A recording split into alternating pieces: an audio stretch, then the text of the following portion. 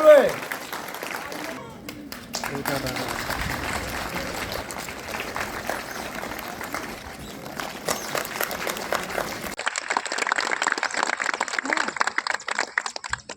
এতিয়া আমি মঞ্চলৈ আমন্ত্ৰণ জনাইছোঁ নামদাং চাহ বাগিচাৰ হিতাধিকাৰী জছপিনা। আৰু এতিয়া চাহ শ্ৰমিকক যিটো 2 বছৰ পিছত এই আঁচনি দিছে 5,000 টকা, ভাল লাগিছে।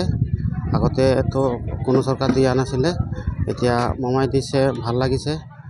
এই 5,000 টকা কিবা কামত লগাম ঘৰতে।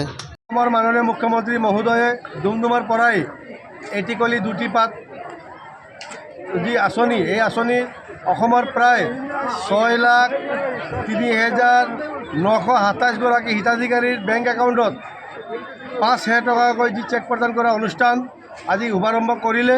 তাৰ লগতে সংগতি ৰাখি মাৰ্ঘেৰিটা চাহ বাগিচাৰ টপ ছাইড খেলপথাৰত আয়োজন কৰা এই সভাত মাৰ্ঘেৰিটা সমজিলা প্ৰশাসন, মাৰ্ঘেৰিটা নামদাং চাহ বাগিচা আৰু মাৰ্ঘেৰিটা চাহ বাগিচাৰ উদ্যোগত এই আয়োজন কৰা সভাত আমাৰ সমষ্টিৰ প্ৰায় 3,000 হিতাধিকাৰীক আনুষ্ঠানিকভাৱে যি চেক প্ৰদান কাৰ্যসূচীৰ আমি শুভাৰম্ভ কৰিলোঁ।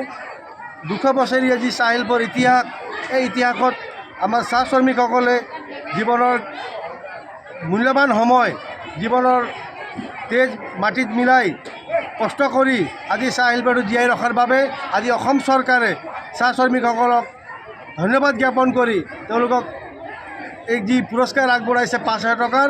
গতিকে আমি এই পুৰস্কাৰ লাভ কৰা সমূহ হিতাধিকাৰীক আন্তৰিক ধন্যবাদ আৰু কৃতজ্ঞতা জ্ঞাপন কৰিছোঁ। हाँ ভাল লাগিছে। আমাদের হেমন্ত বিশ্ব শর্মা একদম মানে চেক একটা দিলে যে আমরা বহুত ফুর্তি লাগছে। মুই মানে অসুবিধা নাই জানি हाँ इतना आरो हमरा के सुविधा आरो दिबे, हमरा के आरो এটা খুঁজছি, আমরা জিতাতে খুঁজছি।